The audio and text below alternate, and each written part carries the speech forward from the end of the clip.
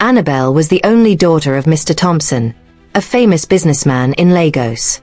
Her father was very wealthy, owning chains of hotels, farms, and a transportation company.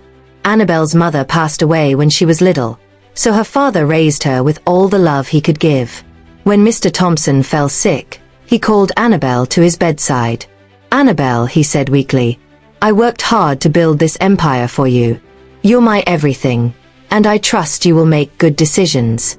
When her father passed, Annabel became the new head of the family business. She was just 28 but smart and careful. Everyone in Lagos admired her because she was humble, despite her wealth.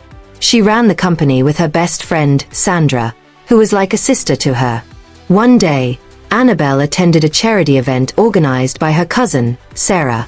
She wasn't planning to stay long but decided to mingle a bit. That's where she met David. He was charming, tall, and well-spoken. David worked as an architect and seemed genuinely interested in Annabel, not for her money, but for who she was. They talked for hours that evening, and David made her laugh. It had been a long time since Annabel had felt that happy. After a few months of dating, David proposed. Annabel was overjoyed and said yes. Her friend Sandra was happy for her, but warned her to be cautious. "Annabel," Sandra said, "you know not everyone has good intentions. Be sure he's marrying you for the right reasons." Annabel brushed it off. David was sweet and kind. He didn't ask for money or favors, and he always treated her with respect. To Annabel, he seemed perfect. After they got married, things were good at first. Annabel and David traveled, attended business dinners together, and started planning for a family. But as time went on, Annabel noticed small changes. David started coming home late, making excuses about work. He also became more interested in her business affairs.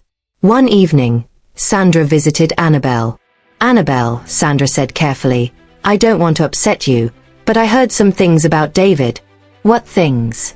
Annabel asked, her heart sinking. "Somebody said they saw him with another woman at a restaurant. I didn't believe it at first, but I thought you should know." Annabel didn't want to jump to conclusions. She loved David and wanted to trust him, but Sandra's words stayed in her mind. Annabel decided she needed to find out the truth. She couldn't confront David without evidence. So, she came up with a bold plan. One night, she pretended to lose her voice and sight after a sudden illness. David was shocked when she told him through writing that she couldn't see or hear. "Don't worry, Annabel," he said, holding her hand. "I'll take care of everything." Annabel hired Anaya, a new assistant, to handle her daily needs. But secretly, Anaya was her spy. Annabel told her to keep an eye on David and report everything back. Annabel also installed cameras in the house to see what happened when she wasn't around. In the first few days, David acted like a caring husband. He cooked, helped Annabel around the house, and even brought her flowers. But by the second week, his behavior changed. David started sneaking out more often. One evening, when he thought Annabel was asleep, he took a call. Annabel couldn't hear it, but the cameras caught him laughing and calling someone baby.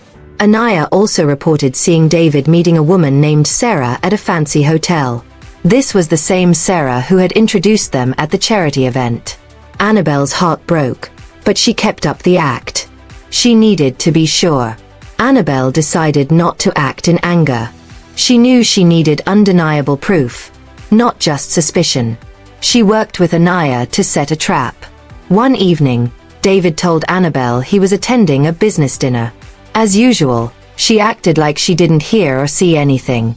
After he left, Anaya followed him discreetly and kept Annabel updated via text messages. David went straight to the same hotel where he had met Sarah before. This time, Anaya took pictures of them laughing and holding hands in the lobby. They checked into a suite together. Annabel, watching through her phone, felt tears stream down her face, but she stayed strong. She knew she needed to think clearly. The next morning, Annabel wrote a fake letter pretending it was from her lawyer. The letter said she was considering transferring most of her assets into a trust for charity because of her condition. She left it where David could easily find it. That evening, as expected, David brought up the letter. "Annabel," he said, trying to sound calm. "Are you sure about this charity trust thing? Don't you think it's better to leave the company's future to family?" Annabel pretended to struggle to write back. "I trust you to take care of things if anything happens to me." David's face lit up. He thought he had everything under control. Annabel knew then that her suspicions were correct. David didn't love her, he loved her money. Annabel couldn't ignore Sarah's betrayal either. She called Sandra over to help her set up a meeting. Anaya arranged for Sarah to visit the house, under the pretense that Annabel wanted to thank her for helping introduce her to David. When Sarah arrived, Annabel remained calm, pretending to still be blind and deaf. But Sandra, who knew the truth, couldn't hold back her anger. "Sarah," Sandra said sharply, "how could you do this to Annabel? She trusted you, and you're sneaking around with her husband." Sarah froze, her face pale. She stammered, I don't know what you're talking about." "Don't lie," Sandra shot back, showing her one of the photos Anaya had taken. "We know everything." Sarah broke down, trying to defend herself. David said their marriage was just for business. He said she didn't love him and only cared about her company. Annabel listened silently, her heart breaking all over again. She wanted to scream but kept her composure.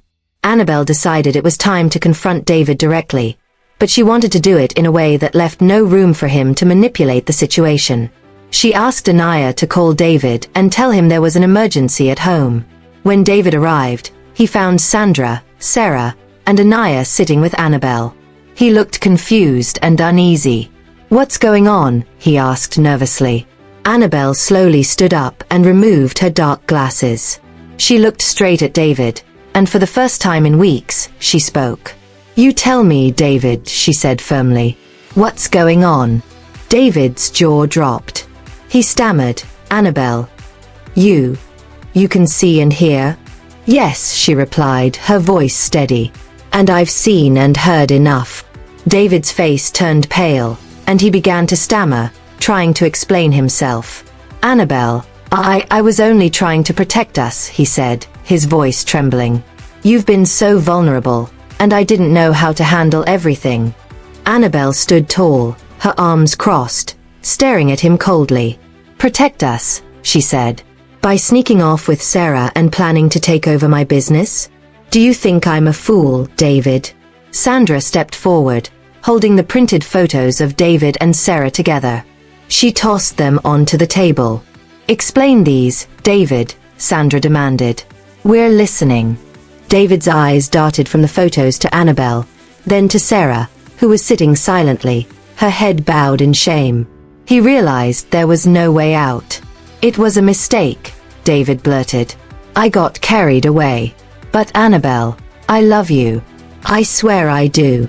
Annabel laughed bitterly. "Love? David, you saw me as a bank account, not a wife. If I hadn't pretended to be blind and deaf, you would have taken everything from me." Sarah, who had been silent until now, suddenly spoke. "Annabel, I'm sorry. I didn't know things would go this far. David lied to me too. He said you didn't care about him, and he was unhappy." Annabel turned to Sarah, her voice cold. "You didn't know? You knew he was married, Sarah. You knew he was my husband. And yet, you still betrayed me." Tears welled up in Sarah's eyes, but Annabel wasn't moved. "I trusted you," Annabel continued. "I let you into my life, and you repaid me by stabbing me in the back." Sarah wiped her tears and whispered, "I'll leave Lagos if that's what you want. I'll never bother you again." Annabel didn't respond. She had bigger issues to deal with. Annabel turned back to David, who was now sweating profusely. "You always said you wanted to help with the business, didn't you, David?" she asked. David nodded eagerly. "Yes, Annabel. I can fix this. Give me another chance. I'll do anything." Annabel smirked. "Good. Then you'll be hearing from my lawyers." David's face dropped. "Lawyers?" he echoed, his voice barely a whisper. Yes, Annabel said firmly. You'll be signing divorce papers and a legal agreement that ensures you get nothing. And if you try to contest it, these photos will end up in court. David collapsed into a chair, defeated. He knew he had lost. Sandra escorted Sarah out of the house, while Anaya stayed to comfort Annabel. Once they were alone, Annabel finally let her guard down. Tears streamed down her face as she leaned into Anaya's shoulder. I gave him everything, Annabel whispered, and he still betrayed me. Anaya hugged her tightly. You're stronger than this, Annabel. You exposed the truth, and now you can move on. Annabel nodded, wiping her tears. This isn't the end for me. It's just the beginning. The days following David's departure were difficult for Annabel. She couldn't believe how blind she had been to his deceit. But instead of letting the betrayal break her, Annabel decided to focus on rebuilding her life. Her first step was meeting with her legal team to finalize the divorce. True to her word, Annabel ensured David signed an agreement that left him with no access to her wealth or business. She also instructed her team to block any future attempts he might make to come after her assets. Let this be a lesson, Annabel said to herself. Never let your guard down, no matter how sweet someone seems. Annabel returned to her office with renewed determination. She held a meeting with her executives and announced that she would personally oversee a new phase of the company's growth. From now on, she told her team, we focus on innovation and integrity. No shortcuts. No distractions. Sandra, her loyal friend, stepped up to support her more than ever. Annabel, Sandra said one evening over dinner, you've handled this whole situation with so much strength. I'm proud of you. Annabel smiled. I couldn't have done it without you, Sandra. You've been my rock. While Annabel was moving forward, she couldn't help but wonder if there were more secrets David had been hiding. With Anaya's help, she hired a private investigator to dig into David's background. What they discovered shocked her. David had a history of manipulating wealthy women. Before marrying Annabel, he had been engaged to another heiress but mysteriously broke off the engagement after she cut him off financially. Annabel also learned that David had been secretly funneling money from her personal accounts to pay off debts she didn't even know he had. This man, Annabel muttered, is a professional con artist. Armed with this new information, Annabel decided to take legal action against David for fraud. She worked with her lawyers to freeze the accounts he had access to and recover the money he had stolen. David, now under investigation, was forced to flee Lagos to avoid arrest. But Annabel wasn't done. She wanted to make sure no other woman would fall victim to his schemes. We need to expose him, Annabel told Sandra. The world needs to know who he really is. Sandra agreed. Together, they began gathering evidence and testimonials from other women David had deceived. Annabel was determined to see justice served. As Annabel fought to expose David's crimes, she began to feel a sense of closure. She started attending events again, reconnecting with old friends, and even exploring new hobbies like painting and hiking. One day, at a charity fundraiser, Annabel met a man named James. Unlike David, James was quiet and unassuming. He worked as a teacher and had no interest in her wealth. They struck up a conversation, and for the first time in months, Annabel felt at ease. As weeks turned into months, Annabel focused on her life and her healing. Her legal team successfully froze David's stolen funds, and the private investigator's report revealed even more victims who came forward to testify against him. News of David's fraudulent behavior spread quickly, and he was eventually arrested in another city, brought back to Lagos, and charged with fraud and theft. Annabel attended the court proceedings but refused to speak to David directly. Watching him being held accountable was enough closure for her. By the time the trial ended, she had recovered not only her money but also her peace of mind. Meanwhile, James, the teacher she had met at the charity fundraiser, became a good friend. He never pressured Annabel for anything, respecting her boundaries and giving her the time she needed. They talked about books, nature, and life. Not business, not money. One afternoon, as they strolled through a park, James turned to her and said, "Annabel, I admire how strong you've been through everything. You deserve happiness, and I hope you know you'll find it, whether it's with someone else or just within yourself." Annabel smiled. For the first time in a long time, she felt open to the idea of trusting someone. "Thank you, James," she said. "You've been a good friend, and I'm starting to believe in happiness again." Annabel also decided to address things with Sarah. Though she couldn't forgive her fully, she believed in moving forward without holding grudges. She invited Sarah for coffee and said, "I can't forget what happened, but I want to leave it in the past. I hope you've learned from this." Sarah nodded, tears in her eyes. "I have, Annabel. I've made so many mistakes, and I'm sorry. Thank you for giving me a chance to apologize." They parted ways, and Annabel felt lighter, knowing she had let go of the anger she once held. A year later, Annabel stood at the grand opening of her company's newest project, a foundation to support young entrepreneurs in Lagos. She had poured her energy into creating opportunities for others, turning her pain into purpose. Sandra, as always, stood by her side, beaming with pride. James attended the event too, and by then, he and Annabel had grown closer. Though she wasn't rushing into anything, she knew that love was no longer a distant idea but something she could embrace again.